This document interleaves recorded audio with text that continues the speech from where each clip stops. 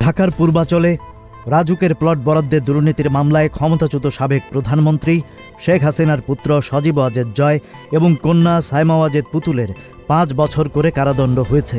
সেই সঙ্গে ১ লাখ টাকা করে জরিমানা করা হয়েছে। আজ বৃহস্পতিবার দুপুরে ঢাকার ৫ নম্বর বিশেষ জজ আদালতের বিচারক মোহাম্মদ আবদুল্লাহ আল মামুন এই রায় ঘোষণা করেন। এর আগে সকালে এই পৃথক ৩ মামলায় শেখ হাসিনাকে ৭ বছর করে মোট ২১ বছরের কারাদণ্ড দেওয়া হয়েছিল। এই ৩টি মামলায় শেখ হাসিনা পরিবার সহ মোট ৪৭ জন অভিযুক্ত ছিলেন, তবে ব্যক্তি হিসেবে সংখ্যাটি ২৩।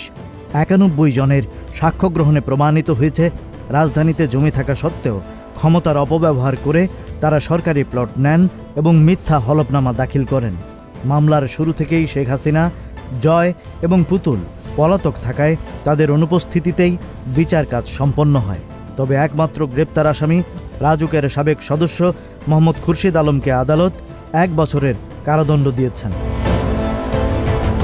শেখ হাসিনা পরিবার ছাড়াও সাবেক গৃহায়ন প্রতিমন্ত্রী শরীফ আহমেদ এবং রাজুক ও গণপূর্ত মন্ত্রণালয়ের সাবেক কর্মকর্তা সহ আরও ২০ জনকে এই মামলায় আসামি করা হয়েছিল।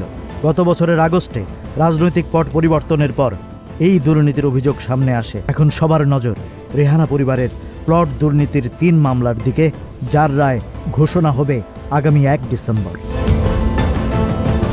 Rajib Raihan, news flash, 71।